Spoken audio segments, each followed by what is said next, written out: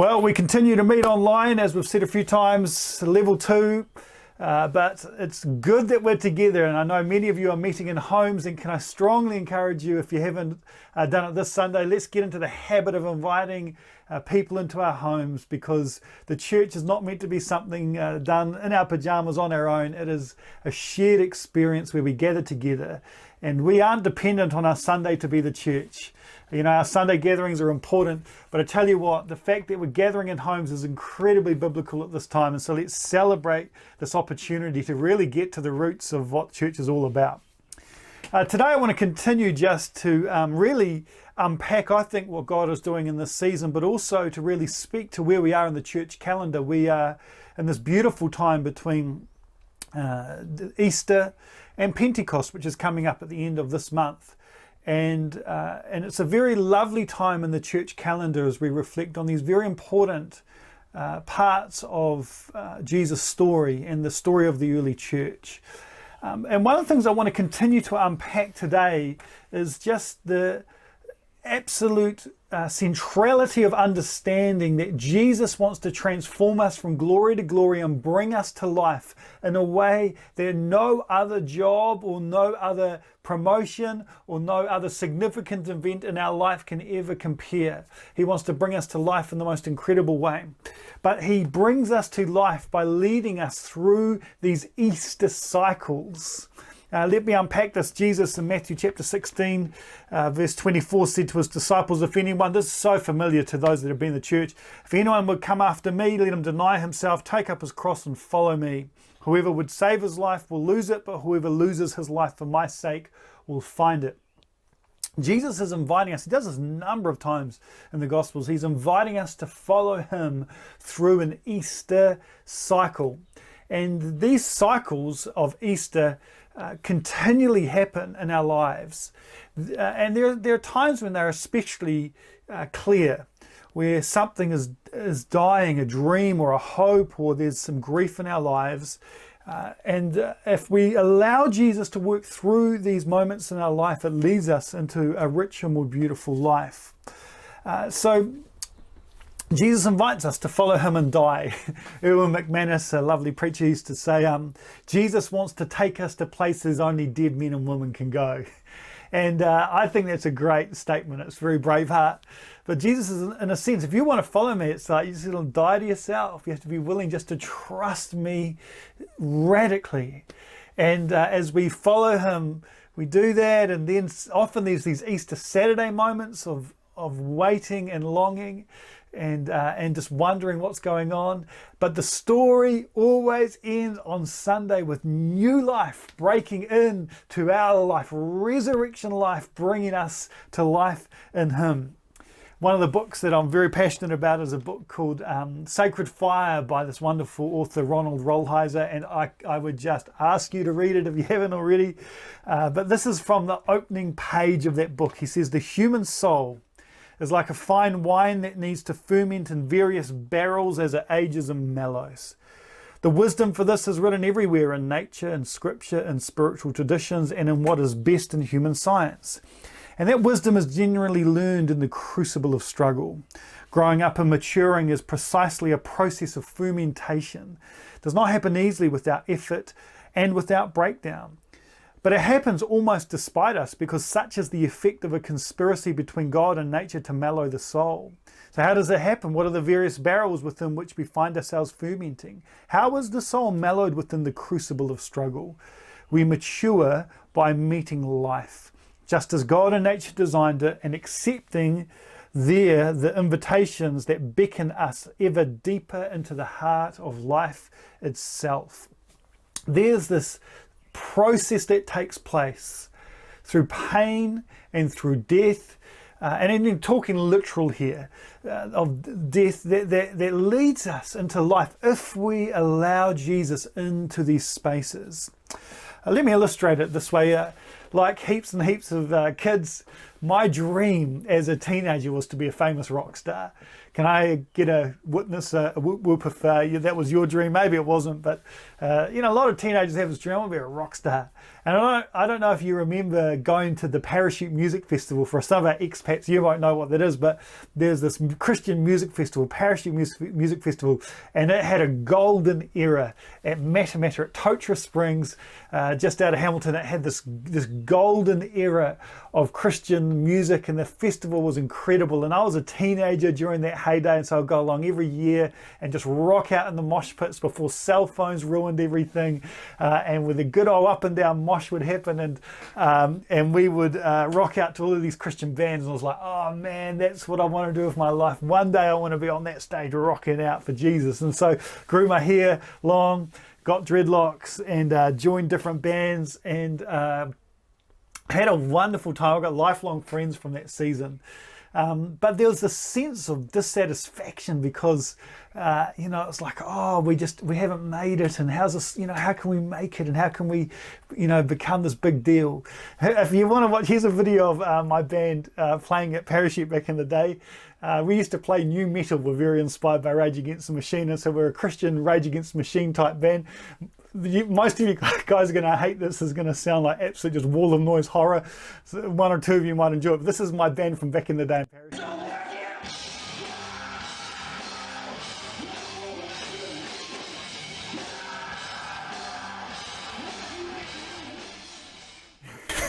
That's probably enough for just about everyone. But, I grew my hair long. We had the dreadlocks, and the reality is that dream didn't come true. The fact that only my close friends and family know the name Agency as a famous new metal band in New Zealand is testimony to the fact that that dream did not come true, and it had to die. It had to die, and I got a bit fat. My guitar skills were nowhere near good enough. The New Zealand music scene is brutally small, and the actual reality of living on the road and playing gigs for a life would just be horrible. I think now horrible personally, and I feel like I dodged a bullet there. But there was a dream as a kid, and there was a certain point in my 20s, and as soon as my late 20s, I was like, I think this dream isn't going to be happening. And what we do in these spaces where we realize that things are dying, hopes and dreams, or just the way life has panned out, what we do in that space is so important. It really is, and the decisions we make in those moments really form us into someone whose soul is beautiful, and a person that, I like to say, smells like Jesus, someone that's just got the fragrance of God on their lives through all the pain and suffering that they've gone through, or the alternative and sadly far too common choice of hardening our souls and embittering our souls and growing angry. I'm seeing a lot of anger at the moment, and around social media in different places, and it's like, in these moments where it's like, oh, I remember listening to Dave Riddell, and he's a counsellor from Nelson, and him and his wife couldn't have children, again, a death of a dream. And he learnt to ask the Lord this question, God, what is in your other hand? What is in your other hand? And I thought the dream was children, and we can't have children. So Lord, what's in your other hand that you have for us? And as he asked the Lord that question, he saw this vision of rooms all around New Zealand filled with people that were learning wisdom and emotional maturity. And it was a vision of what his ministry, him and Rosemary's ministry, has become. John 12 verse 24 says this, I tell you, unless a kernel of wheat falls to the ground and dies, it remains only a single seed, but if it dies, it produces many seeds. And so this is a time where I think as we come out of this COVID hardcore lockdown 4 and 3, and we enjoy some of the freedoms of level 2, that we grieve the Easter Fridays that have taken place. And the interesting thing with grief is that sometimes as we go through these seasons and we begin to grieve the loss of something, that grief that we haven't worked through historically through other major events in our lives sort of latches onto that grief, and we find ourselves grieving more deeply, maybe even disproportionate to what the actual circumstances are, but it's because there's this grief in us of dreams that have died. And Ronald Rolheiser's book, another one of his books called The Holy Longing, which again we've been looking at a little bit recently, he talks about a number of deaths that we all must face. The death of our youth. And it's funny how as you get older, you see in our society people desperately trying to hold on through any means possible, because cosmetic surgery and every lotion and potion to try and stay young. And there's a sense where, as followers of Jesus, we grieve. Mike Moriarty, who's 40 this, on Thursday, we grieve the fact that we aren't 20 anymore. And some of you guys have processed this and accepted this. I think for a lot of people, we have to grieve the death of dreams in terms of how we thought life would play out. Life is not fair. Life is very tough. And a lot of people right now are grieving the fact that the future that they thought was laid out quite clearly is now completely up in the air. Or they've already had to walk through great loss. My sister works for Air New Zealand as an air hostess, or used to. Many people are in her circumstance of radical change in their life as the impact of this pandemic hits our economy. One of the interesting things that I've been working through recently has been the death of this egotistical dream of being significant. It's been very healing actually for me, but after my dreams of becoming a famous rock star didn't eventuate, I think what happened is that I thought, oh man, I'd love to become a minor Christian celebrity, write books and go to and be an important speaker at conferences and travel around the world speaking at different things. And God in His mercy, I think, has not given me quite the intellect to write books like that, and has called me to be here in the Bay, which I'm deeply grateful for. Again, I hope this doesn't sound like I'm not grateful for my church. I deeply am, in fact, more than ever. And as I've just gone, Lord, I don't care anymore about being significant.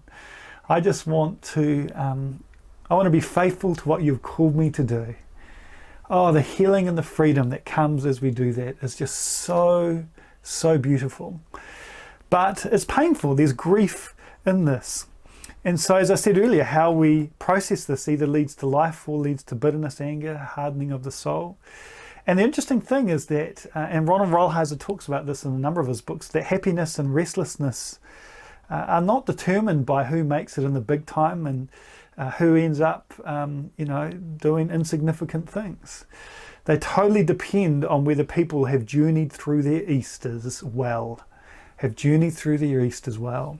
And so I think we are invited to explore these deaths and these losses and to sit often in the crucible of even suffering, inviting the Lord to come and do something that often can only really happen in those deep places, in that deep water. And so we often find ourselves in these Fridays and in these Saturdays. And in the Saturdays, it's important that we wait patiently on the Lord. We've talked a lot about that passage in Isaiah, preached about it a number of times. Waiting on the Lord, who will renew our strength, putting our hope in Him. I remember a number of years ago I was in a counselling session because I was feeling very anxious about my future, because I couldn't see in my current circumstances how my future was going to be a good one. And I felt I was angry, and I wanted justice, and I wanted to sort things out, and I wanted to, there's a lot of frustration in me. And the counsellor drew a line on the whiteboard of my history as a straight line. I could see my history and how it had planned out. But then as I looked into my future, there was this massive sense of disruption, and I couldn't see how this line in the distant future, how I'll get to that place where I think God was calling me to. And then underneath that, she just drew this bucket and wrote the words, trust in God. And the challenge and invitation for me in that moment was to go, even though I can't see how my future is going to play out, that I have this invitation to dive into this bucket where I trust God. And it was actually quite shocking for me to realize that actually all of this emotion that I had was really this space where I didn't feel like I could trust in God. And as I confronted that and repented for that and said to the Lord, help me trust you, I want to trust in you, it brought unbelievable freedom and hope into my soul and so much peace. And so these Easter Friday and Easter Saturday moments are so important. And if you haven't already, can I really encourage you to take the inner journey of exploring what God is doing in your life through this time. You are missing out. You're missing out if you're not, we're into navel gazing here, big time. Navel gazing's good. We're all into just reflecting on where we've come from, where we're at, and trusting in the Lord as we look forward to our future.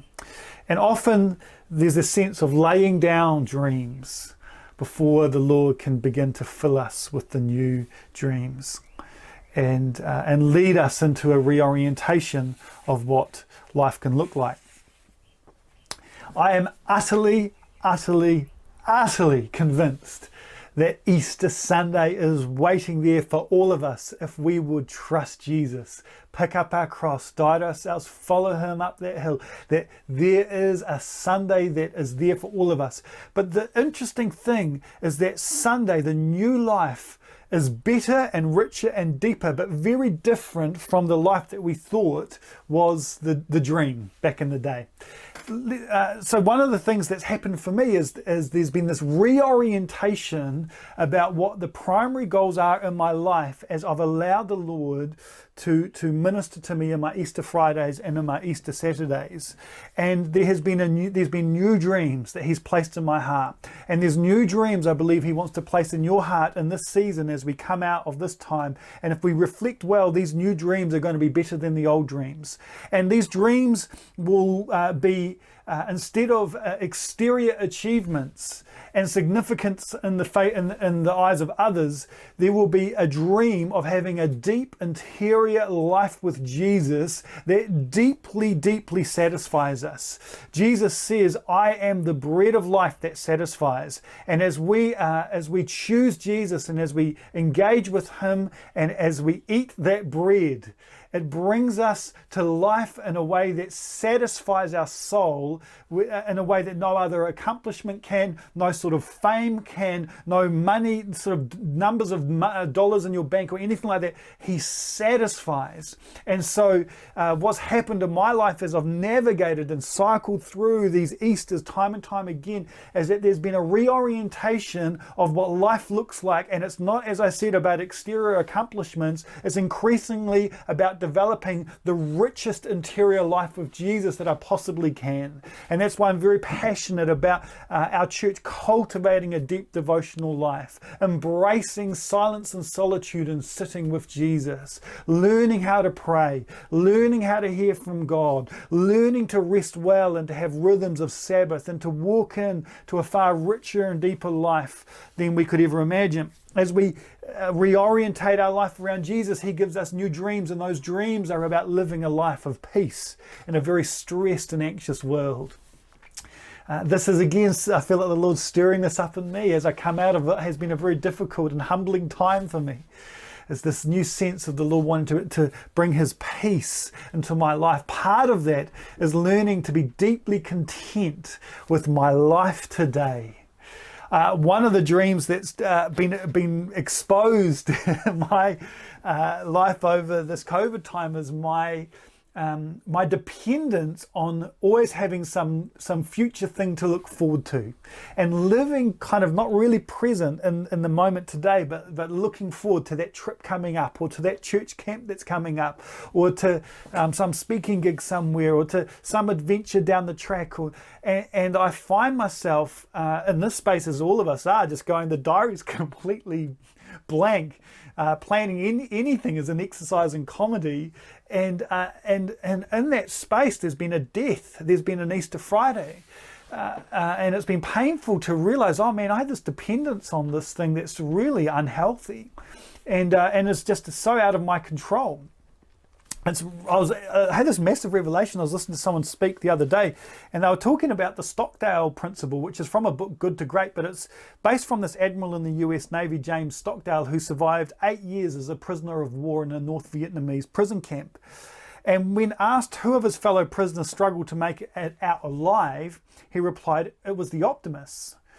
Oh, they were the ones that said we're going to be out by Christmas, and Christmas would come and Christmas would go, and they'd say we're going to be out by Easter, and Easter would come and Easter would go, and then Thanksgiving, and then it would be Christmas again, and they died of a broken heart.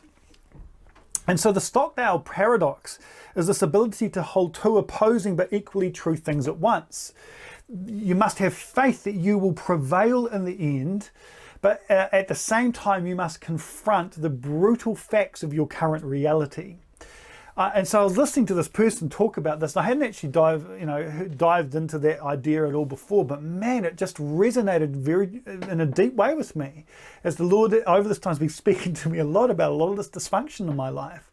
And I'm just going, in this moment with COVID-19 and the future of the church and the future of your job and the future of whatever life's going to look like, there's a sense where, of course, we must have faith that we will prevail in the end, but at the same time, we must confront the brutal facts about our current reality and what things are like. Jesus says in Matthew 6:34, do not worry about tomorrow, for tomorrow will worry about itself. Each day has enough trouble of its own. And through this, the Lord, I really has felt the sense of him just saying, Sam, I want you to learn to be a lot more present to the beauty and the grace in this very moment, in this moment. The people around you, the beauty of nature, great food, the couch that you love, or this book that you're enjoying, or to be present in this moment today. And it has been a very healing, it's early stages, but very healing process for me as of kind of, again, is just a little Easter cycle. And the new life looks like greater peace and greater contentment. Talking to one of the guys in our church earlier this week, and this whole thing of, I think a lot of us struggle with contentment, particularly with social media and everyone showing their best bits of their life to us and constantly comparing ourselves.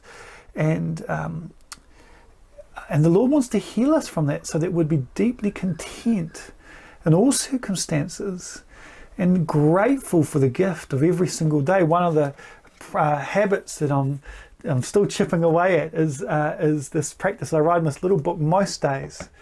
5 things I'm grateful for, to practice gratitude for all that the Lord has given me. Can you see what's happening? This new way of living, that's the way of Jesus, and it's a richer, deeper, more beautiful life than the life that we used to live, that was actually filled with a lack of peace, a lack of contentment, a lack of depth.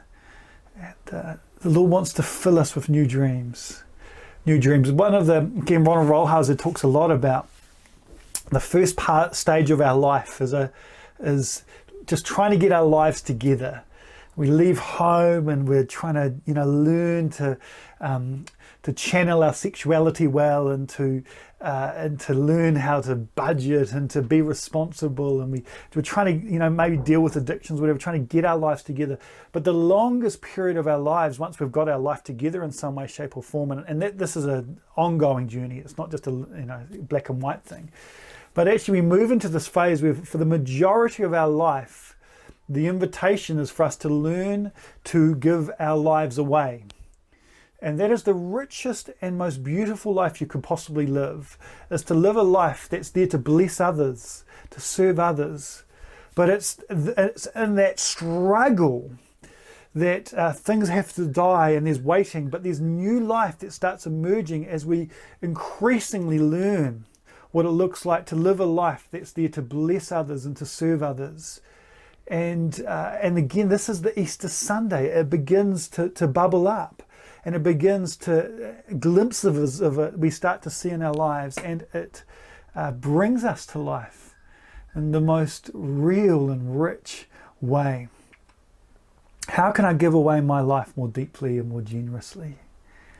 is where Jesus will lead us in this quest to find the life in all of its fullness that he promises us.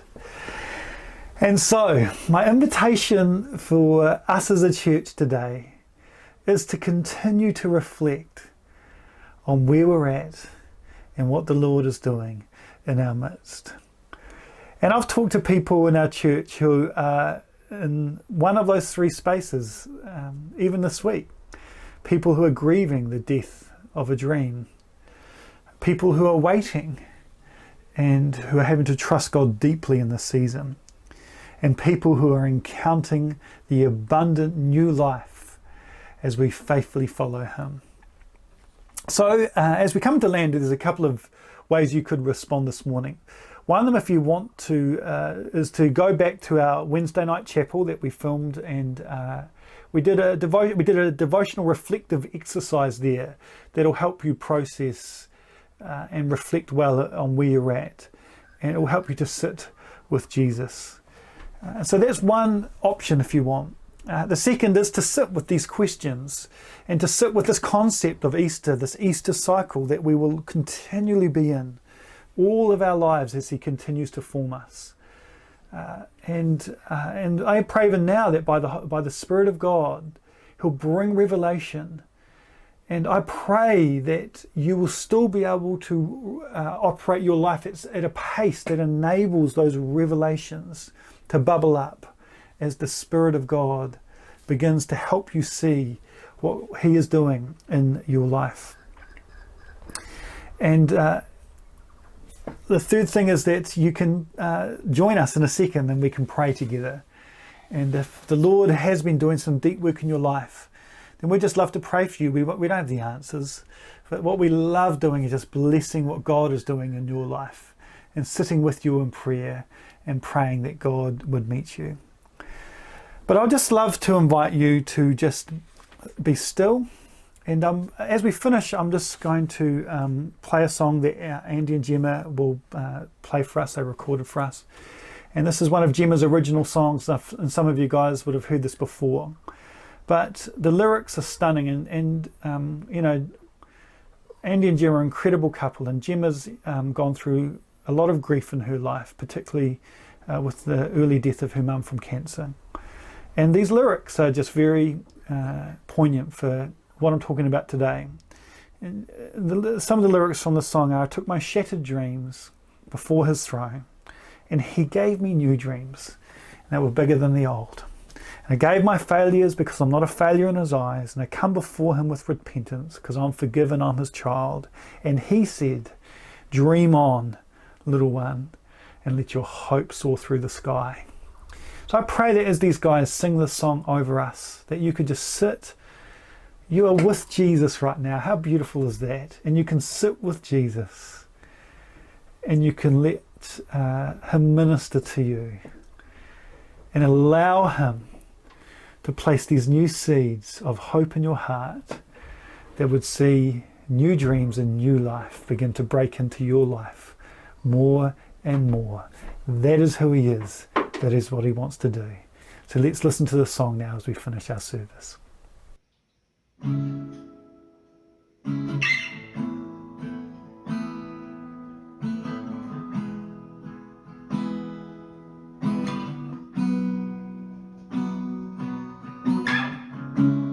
took my broken